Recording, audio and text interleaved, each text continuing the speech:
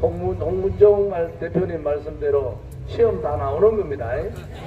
열심히 들어주시기 바랍니다. 감사합니다. 네, 감사합니다. 오늘 제가 저 3,000포로 안 빠져야 오늘 끝날 것 같습니다. 3,000포 또 빠지면 한 번 더 해야 됩니다. 오늘 우리 네 번째 베트남 전쟁 이야기인데요.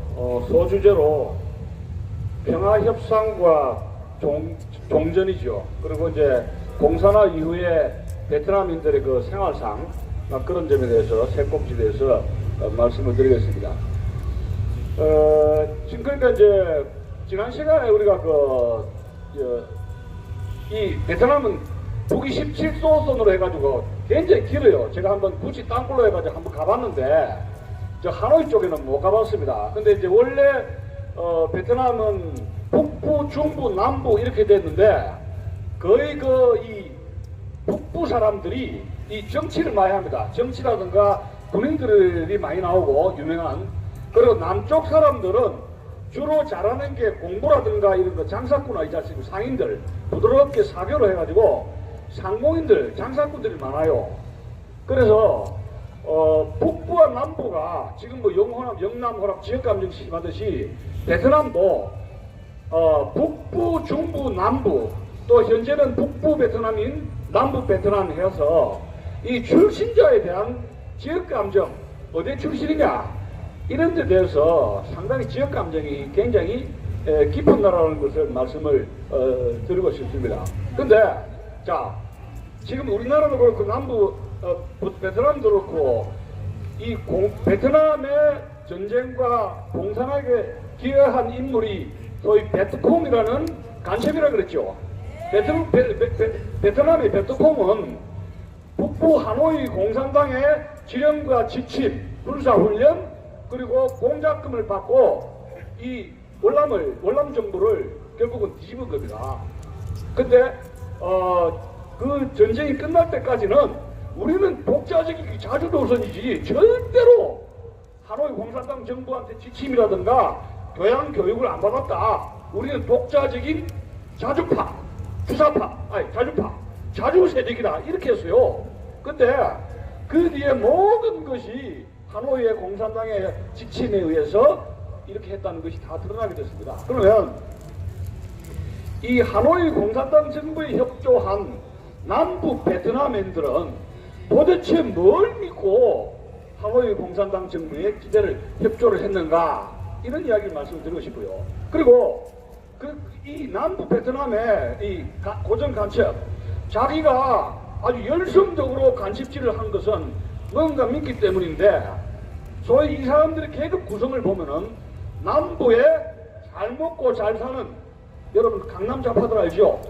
80년대 강남 좌파 거기에는 분명히 조국이라는 인물도 포함될 겁니다. 예? 근데 남부의 상층 부르주아지 계급 지식인이라든가 박사라든가 변호사라든가 상공업자라든가 해외 유학파 이 해외 유학파는 미국, 영국을 안 가고 주로 인도차야 반도의 프랑스의 지배하에 있었기 때문에 프랑스 파리로 많이 유학 갔습니다. 근데 파리로 유학 가가지고 이 서구 문명의 좋은 점을 배워야 되는데 하노이에 지금 파리에 있는 지하 조직인 공산당 조직에 포섭이 되어가지고 공산주의를 신봉하고 거기에 호치민에게 충성맹세하고 지금 북조선 노동당에 충성맹세했다는 이런 것이 일본 잡지에서 돌면서 지금 카톡방에 난리가 나버렸는데 그렇듯이 호치민 공산당 정부에 충성맹세하면서 4.10에 와서 베트콩 고정간첩 역할을 하게 되었다는 사실입니다.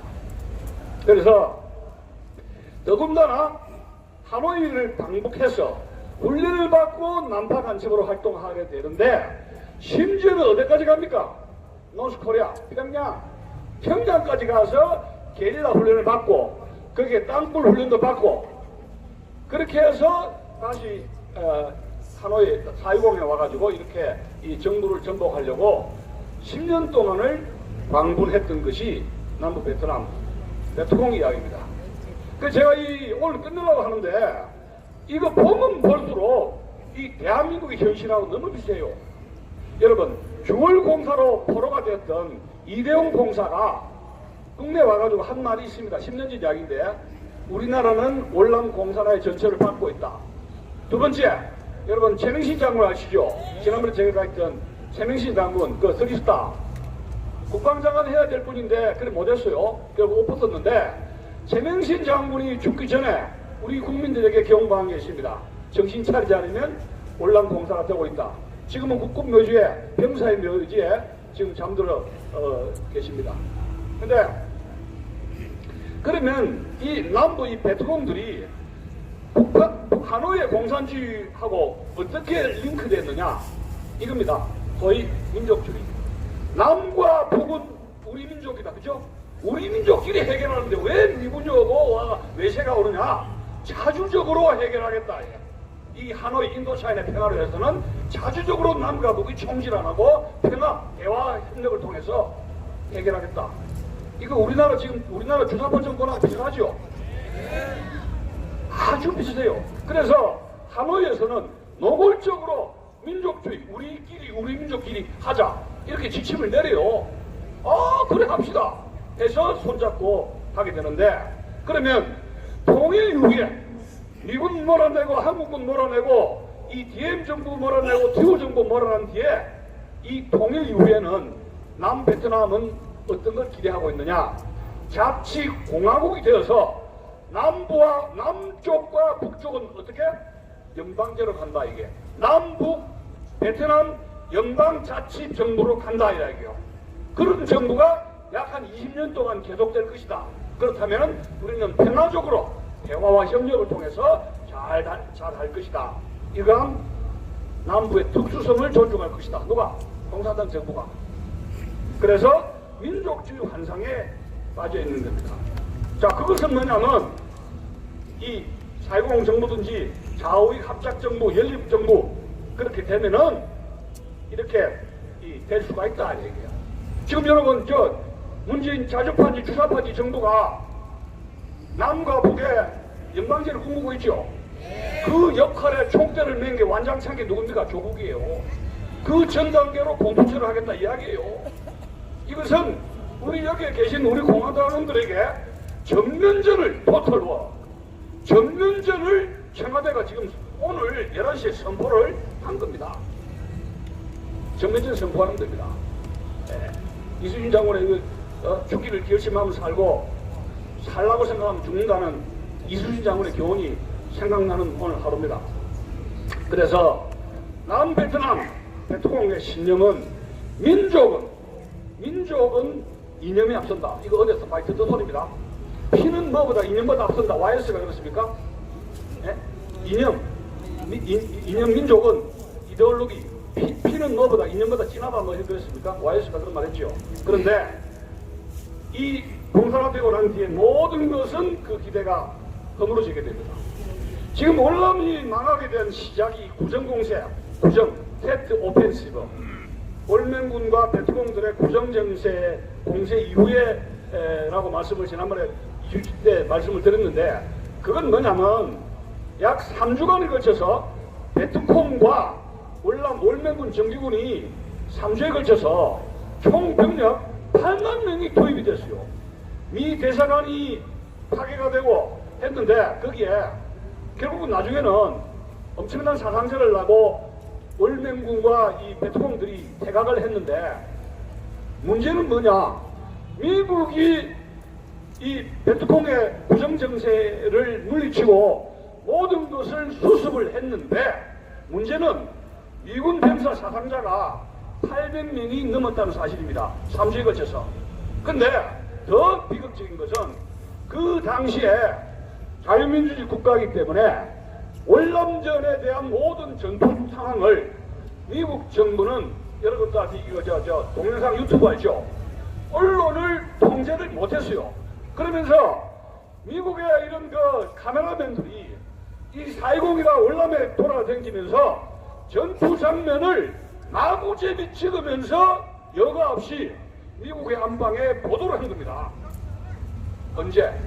미군이 초기 구정공세에서 왕창 깨질 때 일주일 동안에 그걸 보도를 해버린 거예요. 그러니까 미국의 안방에 있는 저도 나도 이 월남전에 자식들을 보낸 엄마 아버지 학부형들은 미군이 지고 있는 일이 된 겁니다. 우리 아들 다리가 절단내고 총알을 맞고 죽고 피가 터지니까 그 전쟁에 참혹한 걸 안 보게 보니까 아이고 이거 전쟁 안 된다. 노노 하면서 반전 여론이 급진하게 된 겁니다. 그러니까 미국이 전술적인 승리를 거두었지만 전략적인 패배를 안게 된 겁니다. 여러분 장개석하고 모택동하고 100번 싸웠는데 장개석이가 전술적인 수십 번의 전투를 이겼죠. 근데 마지막에 져버렸습니다. 모택동이한테. 그게 전략적 패배라 그럽니다. 항우가 유방한테 계속 이겼죠. 근데 마지막에 졌죠. 그래서 항우는 전술적 승리를 했지만 전략적 패배를 했다. 이렇게 이야기를 하는 것입니다. 여러분, 공화당 여러분, 우리는 수차례에 걸쳐서 전술적인 패배를 이루었습니다. 그러나 우리는 마지막에 전략적 승리를 구하기 위해서 바로 이 자리에 있다는 것을 말씀을 드리는 것입니다. 알겠습니까? 파이널 빅토리, 마지막에 승리를 거둬야 된다, 이런 이야기입니다. 그래서 이때 1968년에 이 여론에, 반전 여론에 몰려가지고 존슨 대통령은 불출마 선언을 하고, 그 당시에 그래도 열심히 싸웠던 물론 9월 미군 사령관 웨스트모럴랜드 장군을 경질시키고 펜타곤의 참모총장으로 임명을 했던 것입니다. 그리고 나서 69년 2월 달에 여러분 리차드 닉슨이 대통령이 되면서 공화당 행정부가 등장을 하게 되는데, 이 닉슨은 선거 시절에 약속을 한 게 있습니다. 베트남 전쟁 끝내겠다. 여러분 6.25 때 여러분 저 아이젠하워 알죠? 그 사람 선거 공약이 뭡니까? 보트 코리아, 한국 가서 한국 전쟁 끝내겠다 약속해가지고 대통령 된 거 아시죠? 지금 트럼프는 어떤 공약을 하는지 모르겠어요. 김정은 달아가지고 어떻게 해가지고 부자 차가지고 어떻게 하겠다는 건지 모르겠어요. Anyway, 그래서 이 사람은 69년 7월 25일에 괌에서 기자회견을 했는데, 그것이 괌 선언입니다. 대신 뭐냐? 아시아 문제는 아시아인에게 돌려주겠다. 베트남 전쟁은 베트남인들에게 돌려주겠다는 이야기. 베트남 전쟁을. 자, 그러다 보니까 충격을 받은 것이 박정희 대통령입니다. 그래서 여기에서 자주국방 이야기가 나오는데, 그건 뭐 다음에 이야기합시다. 자, 그래서 그렇게 하기 위해서는, 베트남 문제를 종결시키기 위해서는 베트남으로 호지민 루트로 들어오는 월명의 원조를 하는 두 나라가 있죠. 중국 공산당하고 러시아 공산당, 이 두 나라의 원조를 끊어야 되겠다 이야기요. 그러면 원조를 끊으려면은 일단 중국과 화해해야 되겠다. 그것이 중국과 대단도 전략입니다. 그리고 중국과 화해함으로써 소련과 중국과의 관계보다도 중국으로 하여금 미국과 더 가깝게 함으로써 러시아를 이제 전략으로 견제를 해야 되겠다. 이런 전략을 만들었던 겁니다. 여기에 완장을 차고 등장한 인물이 누굽니까? 헨리 키신저라는 하버드 대학의 정치학 박사였다. 이런 이야기입니다. 그래서 그 당시에 그 헨리 키신저, 이 사람은 1938년에 독일에 살았는데 1938년 2차 대전 직전에 미국으로 망명을 했고 하버드 학부 석사 박사를 따게 되면서 하버드 대학에 강의를 교수가 됐는데, 제가 유학 시절에 그가 쓴 명저 Nuclear Weapon and the American Foreign Policy, 그 책을 좀 읽은 기억이 있는데, 그 책으로 이 공화당 민주당 이런 그 소위 정계의 그 책으로 데뷔를 해서 닉슨의 대통령 안보보좌관을 하고 나중에 국무장관을 했던 인물입니다. 자, 키신저는 이런 겁니다. 키신저는 석사박사 이 외교사를 공부를 하다 보니까 세계 평화는 군사적인 무력을 통해서가 아니라 디플로마시, 외교를 통해서 세계 평화를 이룩할 수 있다. 이런 찬상을 했던 인물입니다. 그래서 이 19세기 초에 이런 나폴레옹과 프랑스 전쟁에서 역할한 오스트리아의 그 메테린이라는 수상이 있습니다. 메테린이가 나폴레옹을 무찌를 때 전 연합군의 외교를 통해 가지고 프랑스 군대와 나폴레옹을 제압을 했던 것이 메테르니의 대유럽 외교였던 것입니다. 거기에 차감해가지고 이제 이 박사학위 논문을 썼는데 이 키신저 이야기 너무 하게 되면 또 사이드로 빠지니까 대충 생각합시다. 그런데 키신저는 누구의 참모였느냐 하면은 원래 닉슨의 참모가 아니라 여러분 그 유명한 재벌 록펠러 알죠? 록펠러 2세. 록펠러 2세가 대통령 출마를 했을 때 그 참모였습니다. 그런데 이제 록펠러가 그 대통령 선거에서 떨어지고 난 뒤에 이 사람이 할 일 없이 할 때 닉슨이 불러가지고 당신 그러지 말고 내 밑에 들어와서 이 미국의 베트남 전쟁 종결하는데 외교적인 당신 머리를 빌려야 되겠다 해서 이제 키신저는 닉슨 행정부에 합류하게 되었던 겁니다. 지금 작년 여러분 10월 11일 달에 헨리 키신저가 이 사람 아직 안 죽었습니다. 유력의 박사인데 트럼프 대통령한테 동북 아시아에 대한 전략적인 그런 조언을 했다 그래요. 근데 확실히 모르겠어요. 이 북한의 핵이라든가 미사일 요구를 갖다가 하려면 결국은 중국을 포위를 해가지고 중국을 때리면 북한이 김정은이가 항복하지 않느냐 막 이런 아이디어를 좀 준 것 같습니다. 근데 그러니까 헨리 키신저는 이런 생각을 하게 된 거예요. 미군을 빼고 중국과 화해하고 러시아를 견제를 하고 그러면서 통일된 나중에 어떤 식으로든지 베트남은 자체적으로 동인호 이론이 아니라 자체적으로 이 중국과 베트남 이렇게 동남아 인도차이나하고 중국하고 이러면서 EJ 전략에 의해서 세력 균형이 이루어지니까 미군이 결국은 있지 않아도 동남아시아에서 자체적인 세력 균형에 의해서 아시아의 평화는 달성되기 때문에 미군이 필요 없다 이런 생각을 했던 것인데 그의 의도가 맞아 떨어졌던 것이죠. 자, 그리고 해서 닉슨은 중공 방문을 하게 되는데 72년 2월에 21일, 28도 일주일 하면서 주얼리하고 이제 짜장면 같은 거 먹으면서 이제 협상을 하게 됐고 또 그해 5월에 닉슨은 모스크바를 방문해가지고 닉슨 소련은 이 군사 원조를 하지 마라 하면서 달랬지만 소련은 계속 월명의 군사 원조를 했습니다. 어쨌든 간에 73년 1월 27일입니다. 파리 평화협정이 체결되었습니다. 4개국이죠. 미국, 북베트남, 사이공 정부, 남베트남 임시혁명정부 이 네 팀들이 네 정부가 여기서 이제 평화협정을 서명을 했는데 서로 이런 말을 하게 됩니다. 미국과 모든 다른 국가들 특히 북베트남은 베트남의 주권, 정체, 영토, 독립을 존중한다. 자, 이거 북베트남이 존중했습니까? 베트남? 2년 뒤에 싹 갈아뭉갠 거 알죠? 이 협정은 아무 소용이 없어요.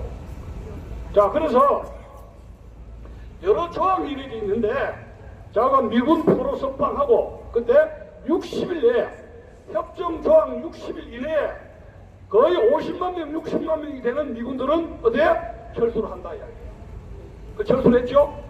자, 군장비, 탄약, 물자, 기지 전면 철수한다 이야기예요.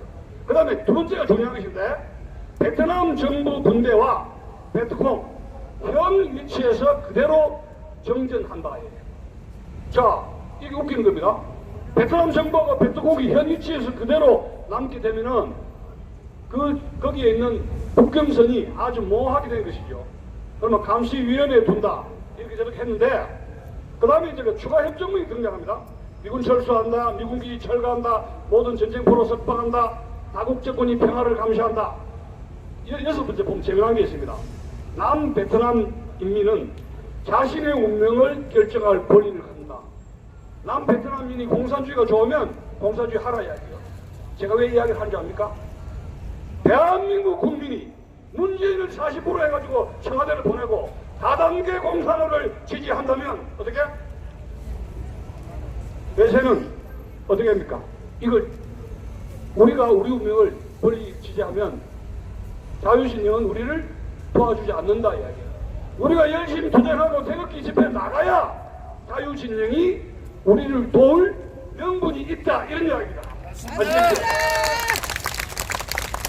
우리가 여러분 10월 19일 날 우리 공동 대표님께서 워싱턴, 미국 이쪽에 저쪽에 이제 그걸 파견 나가실 건데 강력하게 이 문제에 대해서 우리의 공산화는 안 된다는 결의를 말씀하실 줄로 강력하게 저는 믿습니다.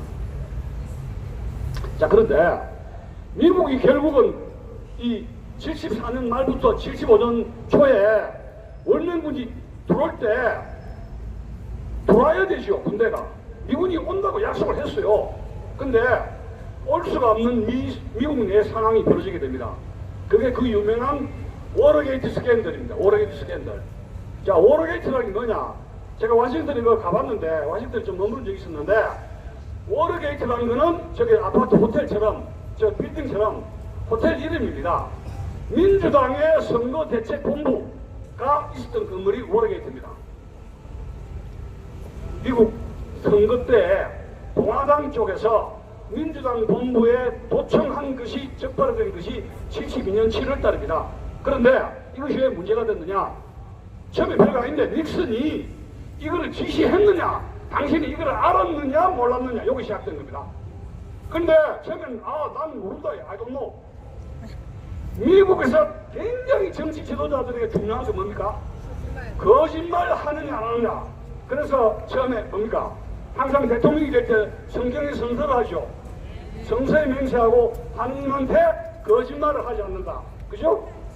우리나라에 대통령 선서합니까? 그럼 뭔가 선서를 해야 되는데 그거고요. 전부 거짓말쟁이들이야. 예? 거짓말 투성이 아니 거짓말 정권이 이거 어쩜 좋습니까? 근데 나중에 언론인들이 막 한 몇 달을 이렇게 파다가 사태가 좀 악화된 것이 닉슨이 그 사실을 알았다는 것이 그 측근에 의해서 고발을 내버린 거예요. 내부 고발자에 의해서. 내부 고발자. 그러니까 닉슨은 거짓말쟁이다. 그러면 이 사람이 탄핵을 하라 이렇게 됩니다. 야, 결국은 거짓말 하나로 결국은 탄핵위기에 몰렸는데 닉슨이 1974년 8월 달에 탄핵에 몰리자 사임을 합니다. I will resign.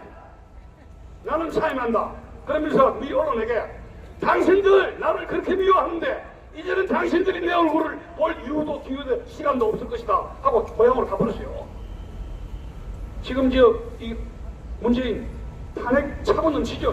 탄핵 사유 차고 넘쳐요. 네. 어쨌든 자 그러다 보니까 2년 동안 웨트레이드 사건으로 이 나라가 꼬이게 되니까 하노이에서 전략회의를 하게 됩니다. 공산당들이. 자 결론은 뭐냐? 미국의 워터게이트 스캔들로 인해서 미 군부는 원람전 개입이 불가하다. 자가에 판단됩니다. 자 그러면 어떻게? 군사적으로 해결해야 된다. 무력 통일입니다. 무력 통일. 그래서 무력 침공으로 선회를 했던 것입니다. 즉 워터게이트 스캔들은 4.20 함락에 길을 열어줬다. 이렇게 역사가들은 평가를 하게 됩니다. 이 대만당한 베트남 혁명의 이 저자 통 뉴탄의 증언, 이 사람이 남베트남 임시혁명정부의 법무부 장관한 사람이에요. 베트공 남베트남 정부에 의하면 이 사람은 반역자입니다. 근데 여기에 소상한 제가 이걸 책을 한 두세 번 읽어봤는데 여기 보면 피눈물 나는 이야기가 많이 써있어요.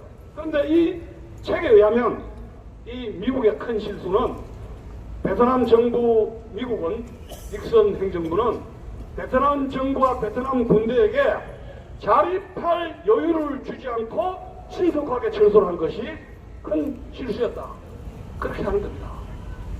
그렇게 지적을 하고 있어요. 지금 저 트럼프 대통령이 고민하는 게 있답니다.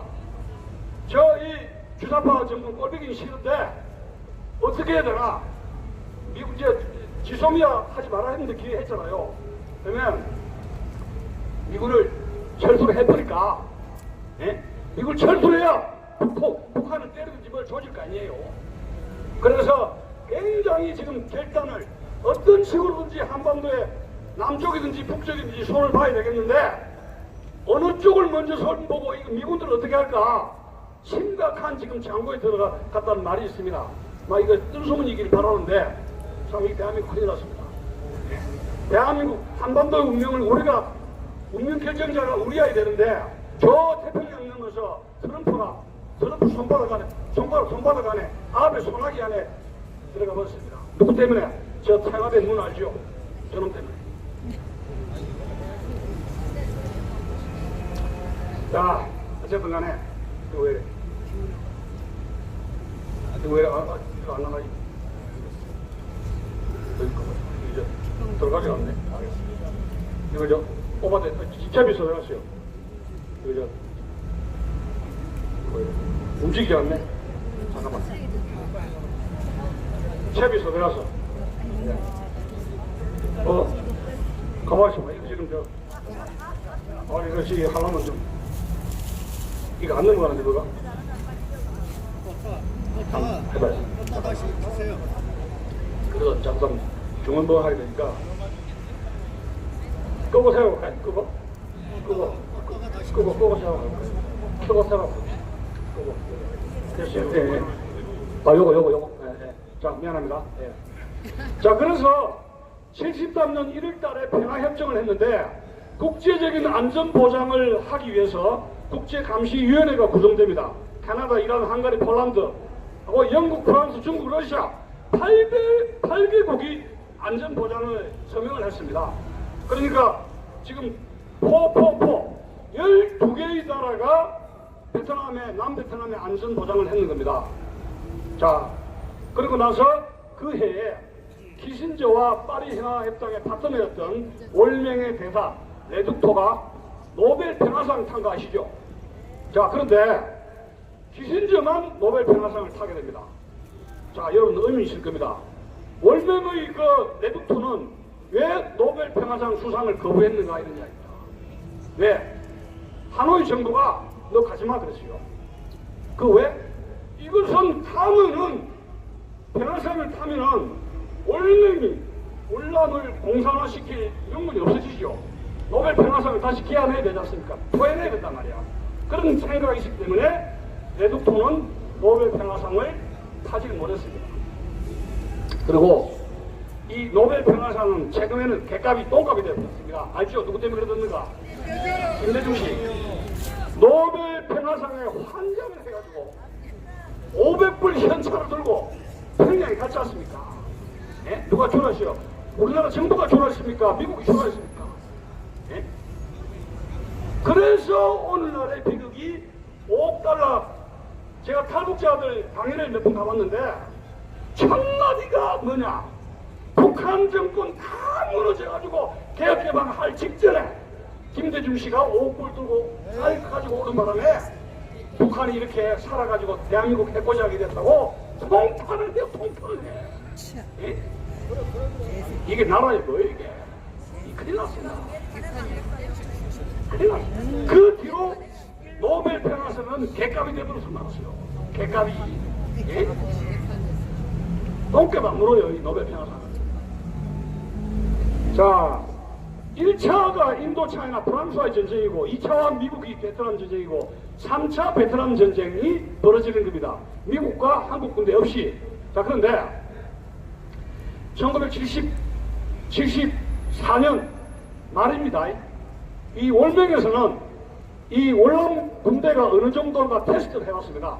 한번 이렇게 쑤셔봤는데 월남 군대가 전혀 전투할 능력이 없어요. 제가 그랬지 않습니까? 월남군 병사들의 봉급이 미군들 봉급의 16분의 1, 10분의 1처럼 낮게 받았다. 그리고 월남 군대, 월남 장교들은 왜 월명군과 공산군과 싸우는가에 대해서 동기부여가 전혀 안 된 군대다. 전혀 동기부여가. 여러분, 우리 공화당은 여기에서 분명히 동기부여가 되어 있기 때문에 이 자리에 있는 거 아닙니까? 그렇죠? 그러니까 거기에 와르르 무너지는 거 보고 아, 이거 되네 이렇게 됩니다. 그래서 75년 1월달, 2월달에 75년 3월달에 중부 고원을 중심으로 해가지고 14개 사단이 토털 어택, 총공격을 감행을 한 겁니다. 그런데 여기에서 크게 역할을 한 것이 사이공 정부의 티우 대통령 알죠? 티우 대통령이 작전 지시를 하는데 티우 대통령 밑에 있는 비서실장, 비서 알죠? 비서. 지금 저도 비서실장 많잖아요. 근데 24시간도 안 돼가지고 하노이에 대통령의 군사작전을 싹싹 고자질 해줄 뿐이에요.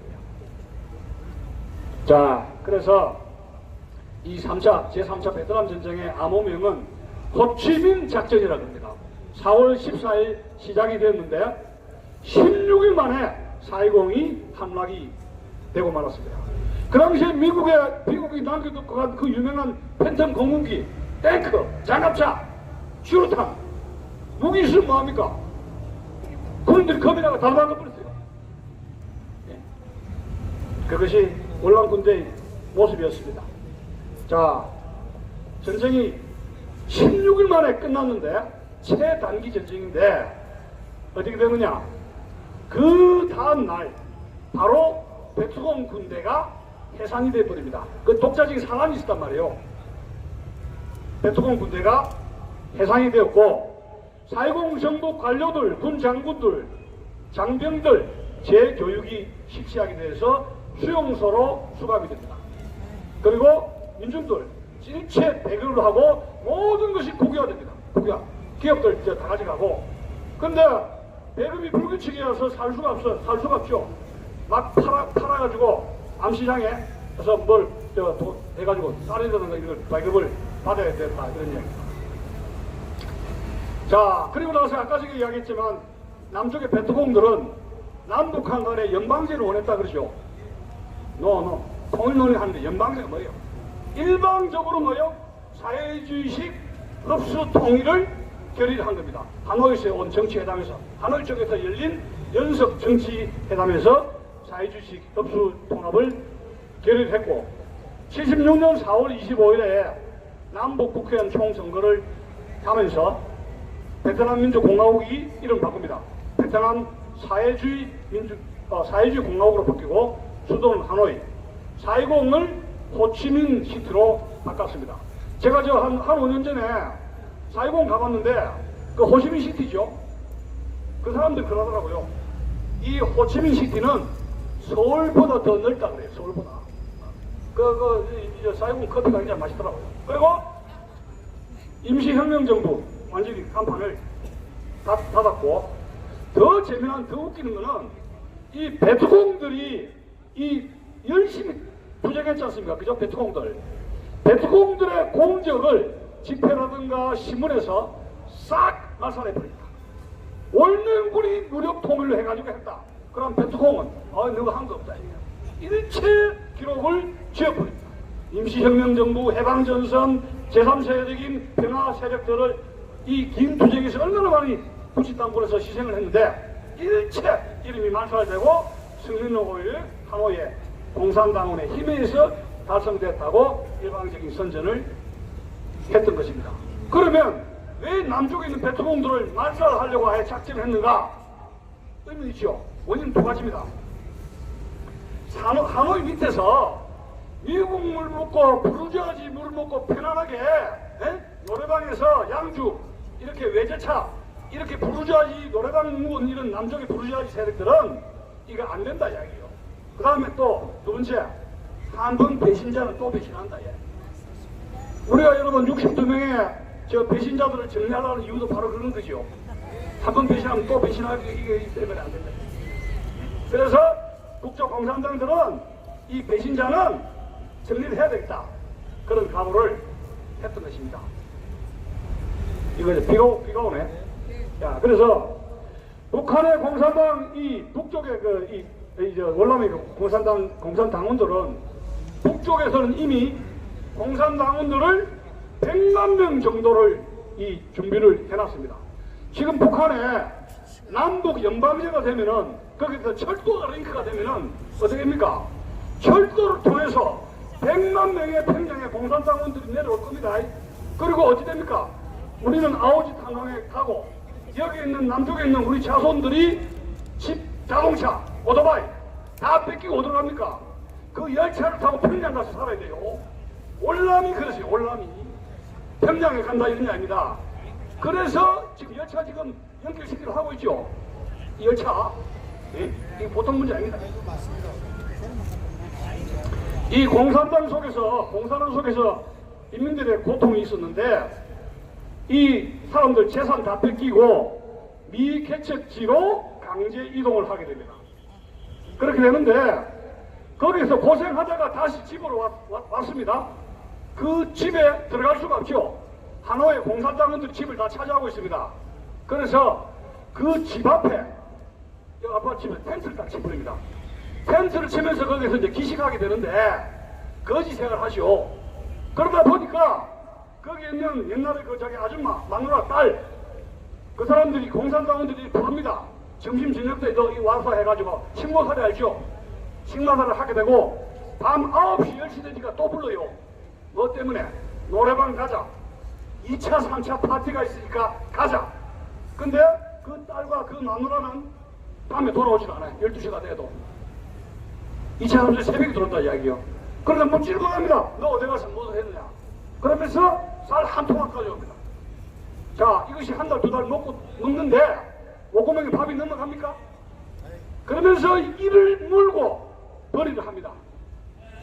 그래서 이 생계를 벌어가지고 결국은 보트피플 알죠? 그렇게 해가지고 도망을 가가지고 해상에서 몇 달을 하면서 여기저기 이제 다른 나라에서 부재를 하게 되었던 겁니다. 네, 여기서 이가 와서 오늘 뭐 이야기를 할 수가 없지만은 기업의 국유화가 되고 지방 간부들에게 자기 딸과 마누라는 몸을 바쳐가지고 입에 풀칠을 하게 되고 보트피플을 하게 되고 남부의 돈 많은 출신들 부르주아지 계급들 전부 다 하노이 북쪽에 쫓겨나가게 되는데 거기서 생활할 수가 없는 것이죠. 완전히 거지가 되고 지금 하노이에 있는 사람들 의리의리한 저택은 공산당원들이 북쪽에 있는 군대가 들어와가지고 다 차지해버리고 말았다 하는 이야기입니다. 우리나라 여러분 다단계 공산화가 되면 우리 아들, 딸들이 모든 이 빌딩 이런 거는 평양 시민들에게 공산당원들에게 다 빼앗기게 될 날도 얼마 남지 않았다 이런 생각을 하게 되는 것입니다. 오늘 여기서 마칩시다. 감사합니다. 네, 제가 와서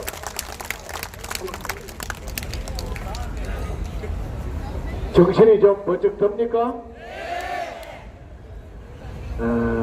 참 기가 막힌 현실인데 제가 어제 저녁에도 퇴근을 해가지고 밤 늦게까지 어떤 분은 카톡을 하면서 내가 그랬어요. 헌법으로 우리의 자유와 인권과 정의가 보장되는 그런 자랑스러운 대한민국에 살다가 의회 나이 70이 돼가지고 그거를 지키기 위해서 싸워야 되는 기가 막힌 나라에 살았다. 그것도 그거 하는 놈이 뭐 공산당원 놈이 아니라 나라를 이끌어간 대통령이라는 놈이 그 짓을 하니 우리 그를 빼들어 가려고 하니 더 기가 막힌다 이거야. 여러분 우리 이주천 원장님 다음 주에 더 마무리 지혜로 달라고 박수 앵콜 박수 한번 부탁합니다. 앵콜 박수. 내가 오늘 사실은 이 원래 이제 그것만하고 그냥 끝냈어 그래서 내가 오늘 하늘에서 마무리 지으라고 또 이 심각한 거예요. 우리가 좀 더 잘 먹고 더 잘 사느냐 우리가 권력을 장악해서 권력을 좀 행사하고 한번 살아보느냐 이런 차원이 아닙니다. 아주 절박한 거예요. 절박. 저는 박근혜 대통령께서요 대통령이 힘만 못 쓰고 쫓겨나가는 걸 보면서 기가 막히더라고요. 기가 막히는 거예요. 이 썩은 새끼들 오늘 낙연하고 저 새끼들 여 와서 저지를 하고 앉아있네. 저런 놈들이 바로 처단해야 될 일선이 북한 공산주의자들이야. 국내 간첩이야. 그것 따르는 주사파들이야. 당연히 그놈들은 그렇게 가는 거예요. 오늘 문재인 하는 거 보세요. 뭐 거기에 어떤 선처를 기대하려 하고 무슨 합리적인 판단과 결과를 기대하면 그 바보입니다.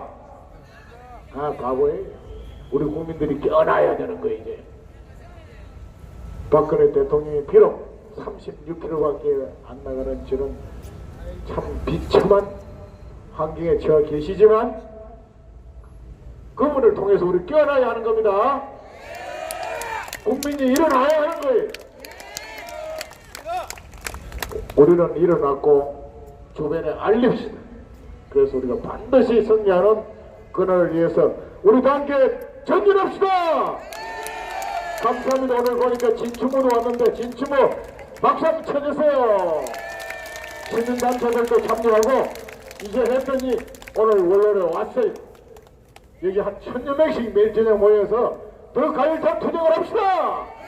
감사합니다. 자, 그러면 오늘도 많이 쓰셨고요. 내일 또 화요일 날 오후 5